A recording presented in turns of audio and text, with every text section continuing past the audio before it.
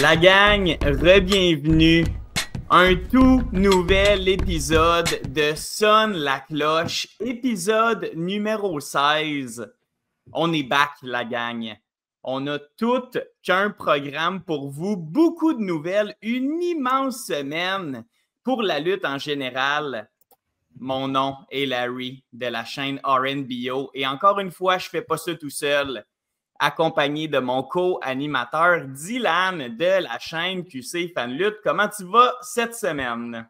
Ça va super bien. On vient tout juste de sortir un nouvel épisode et on est déjà sur le prochain. On est en feu cette semaine. On va parler de Saturday Night Main Event, qu'est-ce qui s'est passé. Puis il y a quelques nouvelles qu'on va pouvoir jaser. J'ai vraiment hâte de parler de ça, Larry. Yes, ben tu fais bien de le dire. Pour vrai, là, on est en feu, on sort des TikTok. Fait que c'est important de nous suivre. Là, si vous nous écoutez sur YouTube, vous pouvez regarder, oui, dans le bas de l'écran, il y a tous nos réseaux sociaux. Donc, abonnez-vous. Et merci beaucoup à tout le monde qui commente, tout le monde qui prend le temps de mettre un petit like, de nous donner du support. C'est super apprécié. On a une grosse semaine, donc sans plus attendre, la gang. Je m'en vais sonner la cloche et on part ça, ce show-là. Bon show, la gang. Okidou, première grosse nouvelle. Vous le voyez derrière Dylan et moi, mais on a appris ça la semaine dernière. Grosse nouvelle, la WWE revient à Montréal en janvier. Dylan, j'ai 1001 questions, mais la première que j'ai pour toi, c'est how you feeling? Comment tu te sens par rapport à ce retour-là de la WWE début 2026? Je me sens, ça va coûter cher. Je sais pas si c'est un feeling, là. Je sais pas si c'est un feeling, mais ça va coûter cher. Je sais pas si tu as vu les billets Oui. de ça. Les billets, je pense, combo, là, si tu es comme placé quand même haut, c'est au moins 600 $, là, au moins. Ah ouais. Puis ça me fait un peu, tu sais, je veux dire, avant, quand la WWE, je me rappelle, quand la WWE venait à Montréal, j'étais super excité. J'y allais assurément. Là, on est rendu dans une ère, Larry, que ça va dépendre en janvier comment je me sens, là. Est-ce que, genre, je veux quand même dépenser 600$ pour aller là? Est-ce que je veux juste aller voir Saturday Night Main Event? Ça va coûter cher, puis c'est rendu maintenant que je ne sais même pas si je vais y aller. Je ne sais pas si toi aussi t'es de même, là, mais absolument, je disais, OK, ils vont venir à Montréal, je vais y aller, c'est sûr. Il y a Raw, il y a SmackDown. Tu sais, quand j'étais plus jeune, là, maintenant, c'est autre chose parce que ça va coûter cher. Malheureusement, les billets sont extrêmement chers. Puis là, je pense une critique que la WWE reçoit beaucoup ces temps-ci à cause de leur prix parce qu'on essaie de... Tu sais, ils ne rendent pas la lutte accessible à tout le monde. À la base, là, la lutte, c'est un divertissement pour tout le monde, on est d'accord? Mm-hmm. C'est accessible à tous. Là, ce n'est pas le cas avec la WWE. Donc, si vous demandez si je vais me retrouver là, ça va dépendre en janvier s'il reste des billets puis si j'ai les moyens pour me permettre d'être là. C'est un très bon point. Pour vrai, la WWE, c'est un dinosaure. C'est Gatorade, c'est McDonald's. Ils ont le monopole de la lutte. Puis ce qui est fou de se dire, c'est que tu parlais des prix. Une paire de billets dans le plus haut, ça va être 600$. Puis Dylan, ça va être plein. Le Centre Bell va être plein.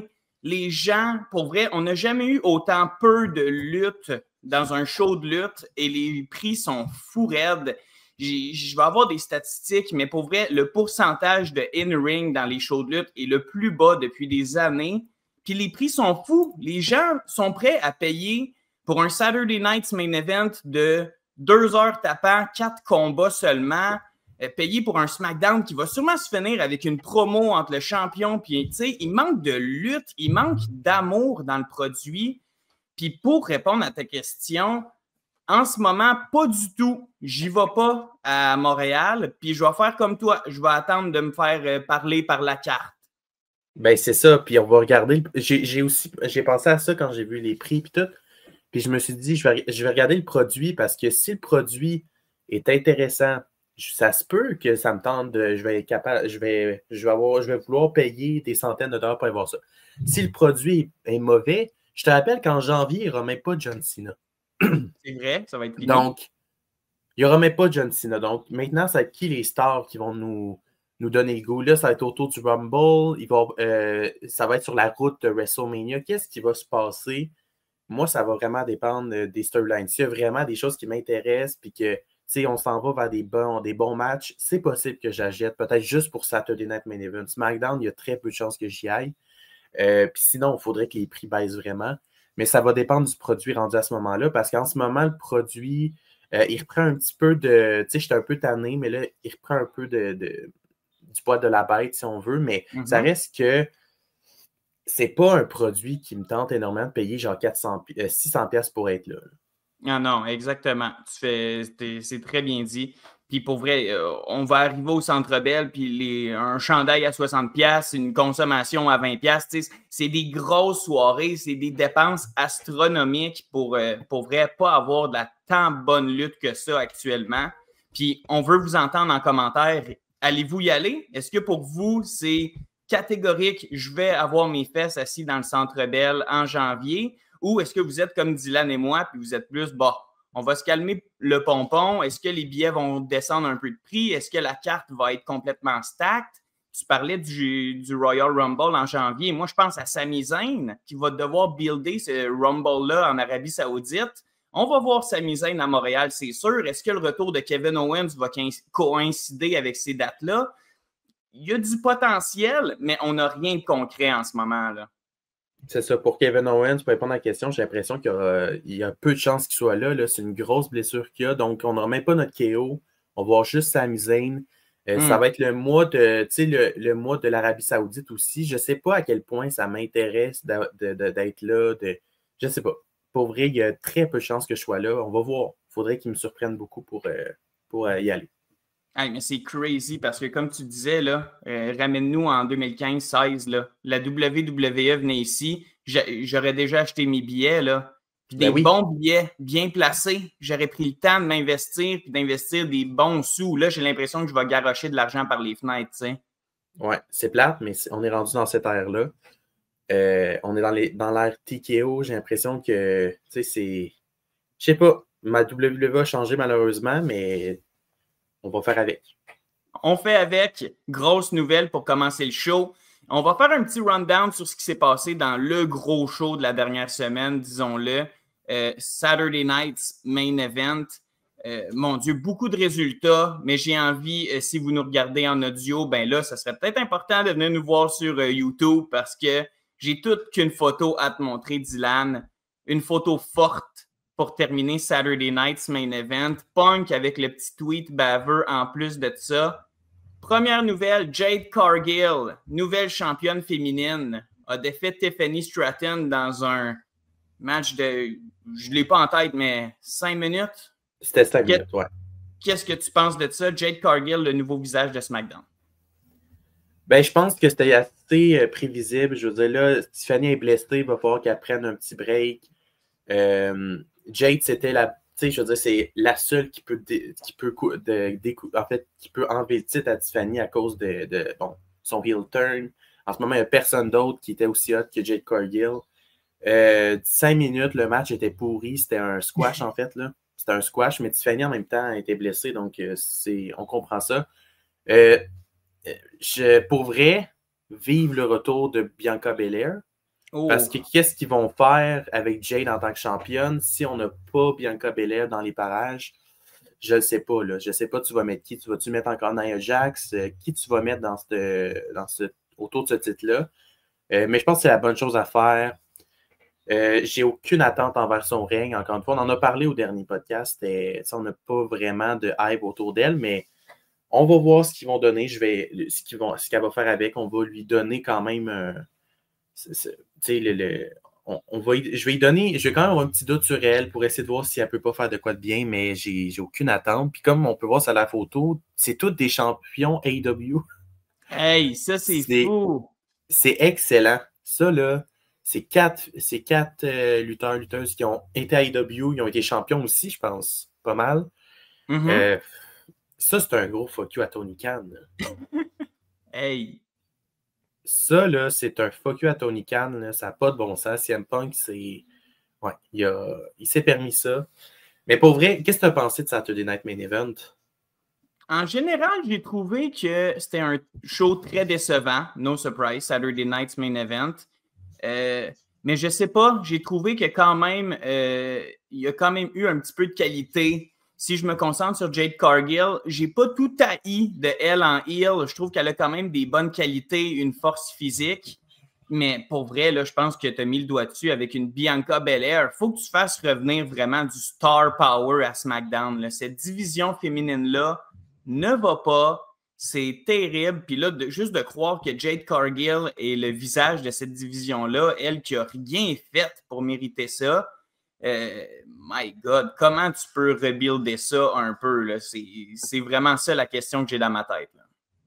Ouais, tu fais quoi, mettons, que t'es Triple H, tu fais quoi? Tu ramènes du monde de NXT? Parce qu'il n'y a personne. Il n'y a personne. Est-ce que tu... Tu sais, on a vu souvent des changements de brand. Est-ce que tu as du monde de Raw qui va en SmackDown au pire? Parce qu'à Raw, il y a du monde. À Raw, il y a du monde. Sinon, Alexa Bliss, Charlotte Flair sont championnes. Pourquoi ils ne challengent pas Jade Cargill? Ouais, non, pour vrai, en fait, ils ont les noms, ils ont de la popularité, ils ont tout ce qu'il faut, mais c'est ça, il manque une structure générale dans cette division-là. Donc, pour vrai, à suivre pour Jade Cargill, mais Colin, déjà que SmackDown, je trouve pas que c'était le show de l'année. C'est pas Jade Cargill qui va me faire switch ma TV à 8 h le vendredi, là, tu comprends? Ben non, pas du tout. Fait qu'il va falloir trouver des challenges. Tu sais, ils vont-tu mettre Julia qui est championne? On dirait qu'en ce moment, on se base sur la championne US parce qu'on n'a pas de challengers. Fait qu'au pire, en étant Julia et heel, je sais pas. Mais il va falloir qu'ils fassent de quoi parce que ça ne marchera pas de même pendant un bout, là. Absolument, absolument. Fait que Jade Cargill, nouvelle championne, et comme vous pouvez le voir, la gang sur la photo, ben CM Punk a pris le titre vacant de Seth Rollins. Il a battu Jey Uso et est devenu le nouveau champion poids lourd. Donc, pour terminer Saturday Night's Main Event, la grosse nouvelle, CM Punk, nouveau champion. Il a ouvert Raw avec son titre. Ça faisait spécial de voir Punk avec un titre pendant des longues et longues minutes. Est-ce qu'on va vivre l'automne de Punk? Tu sais, on l'a dit au dernier podcast, mais Punk, il va être un champion très, très, très respecté, respectable.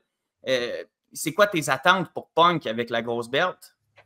Moi, j'attends qu'il garde son titre jusqu'à temps que Seth revienne.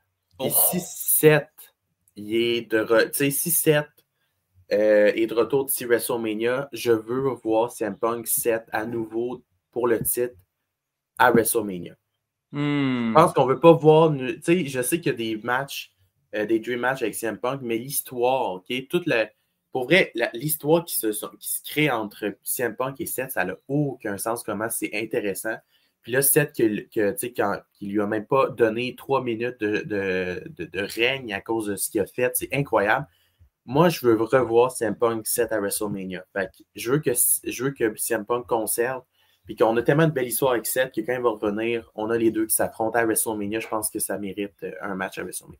Et puis on l'a vu pendant Monday Night Raw, la promo à Punk. Punk a Seth Rollins dans la tête. Là. Il a tourné sa ceinture comme ça. Il a nargué Seth Rollins. Pour vrai, c'est inévitable le clash que tu nous parles. Là. Puis Punk a un peu de misère avec son titre. Là. Il avait l'air lourd son titre. Écrit pendant le show, là. Il avait l'air lourd son titre. Punk, il n'était pas souvent champion du monde. Là. Ça faisait un bout qu'il n'avait pas eu son titre parce qu'il était à Barouette. Il l'a lâché au moins 3-4 fois dans sa promo. Il a eu de la misère un peu. C'était rigolo. Ouais, puis ben allons-y directement. On va se pencher sur Monday Night Raw parce qu'on vous en parle. Le Punk a ouvert le show.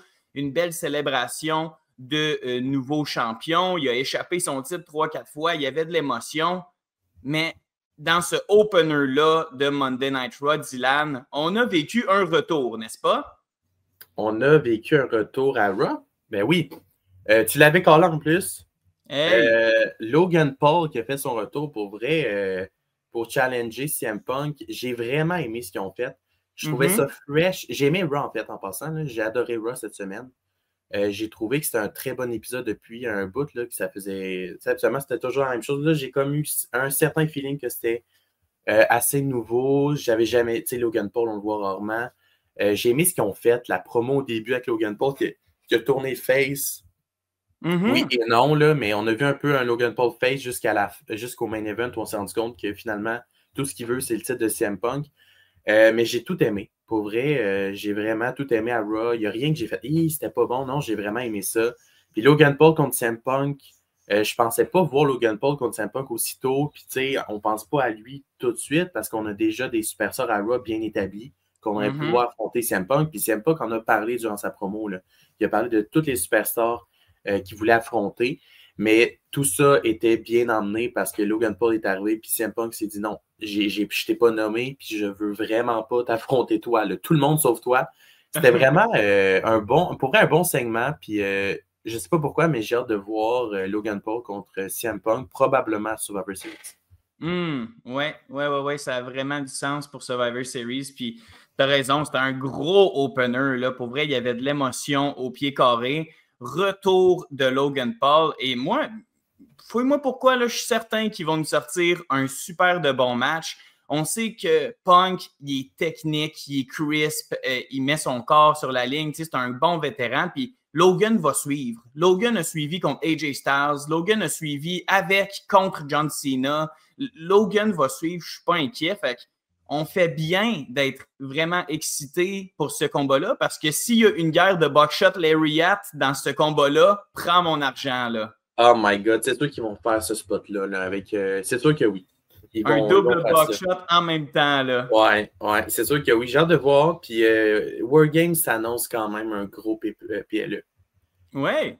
Pour vrai, je pense qu'ils vont réussir à faire un beau PLE ce mois-ci. Après, tu sais, on a eu un. Saturday Main Event, ça compte pas, là, mais on avait eu un autre. Le dernier était bon aussi, je pense. Il y a eu WrestlePalooza qui était désastreux. Ouais, mais après, c'était. C'était quand même récent. Hey, il y en a tellement. Il y en a trop. Ça n'a aucun sens. Mais pour vrai, on va avoir un beau Wargame. J'ai hâte de voir ça le 29 novembre. Ben, parlons-en plus en profondeur du Wargames parce que selon moi, il y a un autre match qui se dessine pour le Wargames. Ça va être à San Diego, Survivor Series Wargames. Et qui a fait son retour à Monday Night Raw pour, selon moi, builder un match San Diego-born. Hey, Rey Mysterio. Ce segment-là, c'était gold. Pour vrai, tu sais, quand je te dis que Ray était bon, ça, c'est du déjà vu, Rey Mysterio puis Dominique, mais ça semblait fresh. Ça faisait longtemps qu'on n'avait pas vu ça, puis le monde était content de voir Ray. La foule était vraiment à fond dans le show. J'ai adoré ce segment-là. Rey Mysterio est venu dire que c'était le vrai luchador, le roi des luchadors. Ils ont mentionné Di Guerrero, ils ont mentionné d'autres luchadors légendaires de la lutte. Pour vrai, c'était un tellement bon segment. Mais je pensais qu'à base, les rumeurs disaient que Dominique allait affronter John Cena pour le titre intercontinental. T'avais-tu vu ça toi aussi? Oui. Dom était vraiment dans les top noms là, qu'on voyait. Ouais. Fait moi, je pensais qu'on allait vers un Dominique contre Cena, mais là, j'ai l'impression qu'avec le tournoi, ça change un peu la donne. Dominique va sûrement faire partie du tournoi, je peux pas croire. Mais pour vrai, donnez-moi Rey Mysterio puis Dominique pour le titre ici à Wargames. Pour vrai, là, Wargames, là, c'est après. Pour vrai, ça va être un bon show. Je commence à être pas mal excitant en parlant, là, mais ça va être vraiment un bon show. Qu'est-ce que tu as pensé de la promo, toi? T'as-tu autant aimé que moi? Ah, ben oui. Hey, je m'attendais pas à un aussi gros pop pour Rey Mysterio. Après ça, j'ai compris on était au Nouveau-Mexique, mais fait que ça l'aidait, mais pour vrai, immense pop de retour pour Rey Mysterio. Ray qui parle d'Eddie Guerrero, puis Dom qui l'interrompt en disant « Tu parles pas de mon père comme ça. » C'est comme... Oh my God, la heat était monumentale. Puis, mais ça reste que Dominique il y a eu des chants aussi au début. Là. Il y a eu des chants face à Rey Mysterio, c'était incroyable. Dominique se chante devant Rey Mysterio, c'était comme incroyable. C'était fou, ce segment-là était parfait. Et puis on se posait en fait, on a vu la nouvelle une semaine ou deux que justement Survivor Series à San Diego passait d'un aréna fermé à là un stade. On va être dans un stade de 40 000 personnes. Hey, je comprends pourquoi. Là, ils vont le remplir. Ils ont une carte de fou, là. Ouais, puis elle commence à s'écrire, donc j'espère pour eux qu'ils vont remplir. J'ai une petite nouvelle par rapport à ça tantôt. Là, on va en Nice. Ben, on y reviendra. Puis pour finir Raw rapidement, les Kabuki Warriors, que j'adore. Pour vrai, personnellement, une très belle équipe du côté féminin. Ça continue à se développer en équipe. Et si vous avez un combat à regarder, la gang, cette semaine, je vous en supplie, c'est l'équipe de Dragon Lee et AJ Styles contre le Judgment Day. si vous voulez voir de la dynamite à Monday Night Raw, c'est là que ça se passe. Hey, ils ont fait ça il y a 2 semaines aussi. Là, quand ils ont gagné les titres, c'était incroyable. Là, ils n'ont pas fait le contre. C'était excellent. Ils ont continué sur un bon match. C'était vraiment bon. On a bien sûr, c'était AJ Styles puis Dragony qui ont conservé. Il y a eu des interventions, je pense aussi. Là, il y a eu Dominique peut-être qui a intervenu, mais très bon match. Le match à voir à Raw, c'est lui, ça, c'est sûr. Ouais, tu me fais penser, mais justement, beaucoup d'interventions dans ce combat-là. Puis si vous voulez voir un combat, je dirais, tu sais, que c'est ça qu'on veut que la WWE nous donne tout le temps comme qualité. C'est comme crime. Vous l'avez le roster pour nous donner, vous l'avez l'écurie pour nous donner vraiment de la qualité match après match après match. Puis pour vrai, très bon Monday Night Raw. On parlait de structure manquante du côté de SmackDown. Ben là, je trouve que Monday Night Raw, beaucoup mieux structuré, on sait où on s'en va et, comme je vous dis, un excellent match par équipe. Fait que, autre chose à rajouter pour Monday Night Raw? Ah non, juste c'était un très bon Raw. Vraiment, ils m'ont surpris cette semaine, puis ça donne le goût de regarder le prochain, la semaine prochaine. Oui, bravo à eux, il faut le mentionner. Puis allons dans nos nouvelles plus générales. Le tournoi d'adieu pour John Cena, la gang. Si vous n'étiez pas au courant, ben à Saturday Night's Main Event, on a vu un vidéo package vraiment beau, un vidéo promo très, très beau de John Cena qui nous dit qu'il cherchait un peu la personne qui allait faire ce qu'il avait fait à Kurt Angle à ses débuts. Il cherchait la personne qui allait venir lui donner une claque d'en face à son dernier combat en carrière, qui allait step up. Et ben, ça commence lundi qui s'en vient, Monday Night Raw en direct de Boston, le dernier Monday Night Raw de John Cena. On a 2 gros combats d'annoncer, Dylan. Je veux t'entendre sur le premier rapidement. Sheamus, Nakamura, les 2 premiers participants du tournoi. À quoi tu t'attends de ce combat-là? Ben, je m'attends à un bon match. Pour vrai, je vois pas pourquoi ça devrait être mauvais. Je sais pas à quel point ils ont une chimie chez Sheamus et Nakamura, mais en tant que lutteurs individuels, sont incroyables. Puis c'est un match, tu sais, on a Shinsuke qui est à SmackDown. Ce que j'aime, c'est qu'on a comme mis Raw et SmackDown ensemble. C'est-à-dire que c'est un match-up qu'on n'a pas vu depuis un certain moment maintenant. Oui. Je pense que ça va être bon. Je pense que ça va être bon. Tu sais, Sheamus, Shinsuke, ils ont quand même toute une histoire avec John Cena. Ils ont tous eu un match ou quelque chose. Je me rappelle en 2016, quand Nakamura a commencé à SmackDown. Sheamus, on n'en parle pas. Ils ont eu des affrontements. Eux autres sont là depuis un certain moment. Ça va être bon. Maintenant, tu fais gagner qui dans ce match-là? Bonne question. Bonne question. Puis, ouais, là, je suis en train de voir le nom. Ça va s'appeler The Last Time Is Now Tournament. J'adore ça. Un tournoi avec de l'honneur. J'ai l'impression que chez 16 lutteurs en passant. 16 lutteurs. 16 lutteurs, John Cena a mentionné que c'était Raw, SmackDown, NXT et autres compagnies. Ouais. Maintenant, ça va être quoi ça, les autres compagnies? Ça va-tu être TNA? Ça va-tu être Triple A? Je ne sais pas, mais s'ils disent ça, Larry, je m'attends quand même à un nom qui ne fait pas partie de la WWE. 100%. On pourrait faire un pod, peut-être juste parler de nos prédictions, mais pour vrai, de ce qu'on sait, là, ça s'annonce être un tournoi que j'ai l'impression que chaque lutteur va lutter un peu en hommage de Cena, pour Cena, ce combat-là. Fait que je te rejoins, Sheamus, Nakamura, ça va être très solide. C'est sûr qu'il va avoir des bangers dans ce tournoi-là, parce que j'ai l'impression, comme tu dis, c'est pour Cena. Ils vont se donner à fond. Je pense que aussi les producteurs vont donner du temps à ces matchs-là. Ça va être gros. J'ai hâte au Raw en fait, à lundi prochain, à Boston en plus. Ça va être un gros Raw. Je pense qu'on ne peut pas le manquer, celui-là. Puis j'ai hâte de voir Sheamus Nakamura. Peut-être une victoire de Sheamus, je ne sais pas. Peut-être une plus grande histoire. Nakamura, je ne sais pas. Je vois bien une victoire de Sheamus dans ce match-là. Oui, très d'accord. Je dirais pour Sheamus. Puis si on y va avec le deuxième combat qui a été annoncé, ben, tu nous parlais de un gars de SmackDown contre un gars de Raw, ben c'est la même chose. Damien Priest débarque à Raw pour affronter Rusev. Et encore une fois, j'ai l'impression que Priest est un des meilleurs vendeurs de la business. Puis Rusev, il a besoin d'un petit peu de pep dans le step. Rusev, c'est un gars que je vois peut-être se rendre en finale, demi-finale. Tu sais, il faut qu'il paraisse comme un tank. Je sais pas ce que tu en penses, là. Ben oui, parce qu'on le build de même à Raw. Fait que, tu sais, moi, je donnerais la victoire à Rusev aussi. Là. Je veux dire, Damien Priest peut prendre un pin. Au pire, hey, ramène Aleister Black, là, la rivalité, ça dure depuis un bout. Là. Ramène Aleister Black pour faire perdre Damon Priest si tu veux pas le faire perdre clean. Je ne sais pas à quel point j'ai une hype pour ce match-là, je vais être honnête. Là. Je ne sais pas à quel point ça me tente de voir ça, puis je vais être comme, oh, ça va être bon. Mais ça reste que, bon, c'est quand même un gros match, un match qu'on n'a pas vu parce que, bon, Rusev, ils viennent de faire son retour, c'est tout nouveau. Damon Priest, c'est à SmackDown. Mais ça risque d'être bon quand même aussi. Là. Oui, oui, très d'accord, très d'accord. Ça va peut-être pas être superbe, mais ça va quand même être de la qualité in-ring que, tu sais, les gens qui vont être là à Boston n'auront pas à se plaindre. Ouais, puis Larry, on chiale que c'est toujours la même chose à Raw.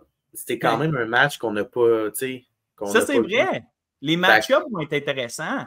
Ben oui, parce qu'on voit toujours la même chose. Fait ça fait plaisir de voir quand même un peu de changement du côté de Raw. 100%, 100%. Fait que la gang, lundi qui s'en vient, Monday Night Raw, on le manque pas. Prochaine nouvelle, Dylan, je vais te laisser aller parce que j'ai besoin de me prendre une petite gorgée d'eau, mais baisse d'assistance, rating, parle-nous de ça, mon cher. Ouais, j'ai vu ça là, passer en ce moment sur les réseaux sociaux. Je vais parler de ratings, mais aussi, je ne me suis pas informé sur le côté plus la tendance parce que j'ai pas vu les chiffres, mais je sais pas si tu as vu les photos un peu, là. Mais à SmackDown, je pense la semaine passée, je pense qu'il y avait 4000 personnes, puis je pense que c'était un des SmackDown les moins, avec le moins d'attendance depuis un certain bout. D'habitude, ils font toujours 10 000 au moins, là, la WWE, au moins 8 000. Mais là, c'était 4000, donc on était à la moitié. On a vu une photo avec vraiment l'aréna qui était un peu vide. Et les ratings, SmackDown du 31 octobre, je comprends que c'est l'Halloween, mais ils ont fait 933 000, ce qui veut dire que c'est le ratings le moins bon de l'histoire de SmackDown en enlevant lorsqu'il était sur FS1. Donc, quand ils ont été sur FS1, ils ont sûrement fait moins, mais c'est sur USA Network, je pense, ou en tout cas, c'était leur moins bon ratings depuis un bout. Pour vrai, 933 000, c'est très peu. C'est très, très peu pour la WWE. D'habitude, il faut qu'ils tapent le 1 million. Puis d'habitude, même Raw, ça va à 2 millions. Ça a été un désastre depuis un certain moment. Je ne sais pas ce que ESPN en pense, je ne sais pas ce que Netflix en pense et tout ça. Là, c'est plus à la télévision américaine. Bien sûr, on ne parle pas des chiffres sur Netflix. Mais ça reste que, bon, les gens se posent des questions sur le produit, sur le prix des billets pour le monde sur place. Je ne sais pas si. Est-ce que y a-t-il une raison pourquoi c'est le même, tu penses? Est-ce que, tu sais, je veux dire, là, c'est seulement dans quelques dernières semaines, SmackDown, 4000 personnes. Il paraît que c'est difficile de vendre des billets à certains endroits. Qu'est-ce que tu penses qui rend. Qu'est-ce qui fait qu'il y a moins de monde qui regarde le produit ou qui veulent acheter des billets? Oui, ben l'Internet semble très tranchant en ce moment. Là, je vois des articles que ESPN serait fâché, puis Twitter fait plus de speed parce que c'était de la merde. Puis je suis comme, là, prenons un peu notre gaz égal. On le sait pas. Peut-être que c'est le marché qui était juste pas bon.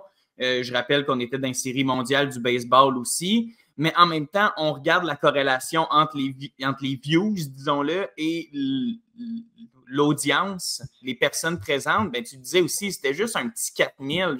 Moi, j'ai l'impression que c'est la paresse générale qui s'est installée dans les dernières semaines, les derniers mois, qui fait en sorte que le monde a un peu fait comme hey, fuck you, ton show il va y avoir 3 combats de lutte en 2 heures, puis je vais retourner chez nous avec un rein en moins. J'ai l'impression que c'est une frustration du public. Je ne saurais pas comment l'expliquer autrement, là. Je pense aussi, honnêtement, je pense que ça va être les prix avec des exorbitants pour, comme tu dis, oui, il y a moins de lutte, mais aussi le produit en général. Je crois que le monde, peut-être veut voir autre chose, je ne sais pas. Triple H a récemment parlé d'une nouvelle landscape pour la WWE. Il dit ça souvent. Là, les gens rient un peu de ça parce qu'ils sont comme, ben oui, nouveau landscape, mais à quel point tu vas. Mais c'est intéressant. On est-tu un point un peu tournant pour la WWE? Est-ce qu'ils vont vraiment, comme tu dis, est-ce qu'ils sont lâches un peu? Parce qu'on va se dire, les scénarios, là, je ne sais pas si tu te rappelles des scénarios, tu sais, la Bloodline, on n'est plus là, là. Là, Larry, on est dans des brawls, je ne sais pas si tu remarques que le produit a vraiment changé, puis tu sais, on fait plus d'histoires vraiment là, incroyables avec des storylines, avec des backstage ou des choses qui sortent de l'ordinaire qui fait que la WWE, c'est la WWE parce qu'ils ont des histoires qui sortent hors du commun et qu'on voit nulle part ailleurs. Là, on n'a pas ça en ce moment. En ce moment, c'est vraiment juste, regarde, Logan Paul vient, il va avoir une chance au titre, OK, il va se battre un peu. On n'a pas de grosse histoire qui fait que je suis accroché au produit à chaque semaine. Fait que moi, je suis sûr que ça joue un rôle. Puis que, tu sais, j'ai pas peur pour les autres shows. Je suis sûr qu'il va y avoir 10 000 personnes encore, mais je pense qu'il faut qu'ils fassent attention avec le prix des billets. Puis le produit, il faut qu'il suive. Là. Si tu veux payer ton billet 500$, c'est que ça vaut la peine de payer 500$. Là. Faut que ça vaut la peine. Est-ce que ça vaut vraiment la peine de voir ce que tu as vu à Saturday Night Main Event? Je sais. Tu sais, tu as payé ton billet 500$, tu regardes Saturday Night Main Event, tu as un squash match. T'as CM Punk Uso que moi, je n'ai pas apprécié personnellement. T'as le Triple Threat qui était bon. Cody, il n'y a rien qui a été incroyable. Puis tu te dis, hey, ça mérite 500$. 500$, c'est gros, là. Exact. Ben oui. Puis les fans de lutte vont s'en occuper, vont s'en charger de faire savoir au monde des dirigeants que c'est trop cher, c'est pas assez bon, on ne se présentera pas. Parce que c'est pas parce que la EW a une émergence exceptionnelle en ce moment. Là. C'est vraiment juste que la WWE s'est assis sur ses grands chevaux, s'est assis sur ses lauriers, est allé dans la facilité de vraiment... Ben, comme on en parlait en début de show, là, quand on avait du Roman, du Bloodline, comme tu disais, on achetait ça direct. On savait que ce qu'on allait avoir était bon. Là, c'est vraiment, vraiment du semaine par semaine. Il manque une grosse histoire centrale. Pour vrai, là, quand Cena va s'en aller, la WWE va royalement manquer de grosses storylines, qui transgressent Raw et SmackDown. Là, il manque des pépites storylines. Ouais, ça fait un certain moment qu'on n'a pas eu ça, puis ça se ressent énormément, puis tu sais, je le ressens dans ma passion pour le produit, tu sais, je suis comme, ça me dérange pas de manquer Raw, je sais qu'il va rien se passer SmackDown non plus, tu sais, là, je regarde Raw, je regarde SmackDown, il manque de quoi, j'espère qu'ils vont retrouver ce petit quelque chose-là dans les prochains mois, là, tu sais. Ah, vraiment, vraiment, puis sincèrement, on doit se poser la question, est-ce que Cody Rhodes fait une bonne job de champion? Moi, je m'excuse, mais Cody, là, on l'a vu 3 fois, 3 segments différents pendant SmackDown. C'est ton champion, puis tu n'es pas capable de draw des gros ratings avec lui. Est-ce qu'il faut un électrochoc? Est-ce qu'on est encore obligé d'avoir le plus populaire comme champion? Moi, je pense que si tu donnes le titre à Drew McIntyre à Saturday Night's Main Event, ben, tu vas faire un meilleur rating à ton SmackDown, puis il y a une prise de risque qui doit être prise un peu, là. Je suis d'accord, ils sont peut-être trop dans le... ils restent dans leur... tu sais, Cody, c'est un choix qui est assez simple. Tu sais, c'est un choix qui, comme tu dis, ils prennent pas de risque. C'est pas... c'est un choix très simple. Donc, c'est sûr qu'il n'y a rien qui va se passer là. Puis, il fait pas de choses incroyables, Cody, en ce moment, en tant que champion du monde. En effet. Fait que dure semaine pour les ratings de la WWE. On s'en va au Japon, Dylan. Parle-nous de Wrestle Kingdom. J'ai fait mes recherches. Wrestle Kingdom 20 qui aura lieu le 4 janvier 2026. Parle-nous de ça. C'est rare qu'on parle du Japon, mais là, la Wii, je pense qu'il faut en parler un certain temps parce que grosse nouvelle, Wrestle Kingdom, Hiroshi Tanahashi, il y a une conférence de presse il y a quelques jours.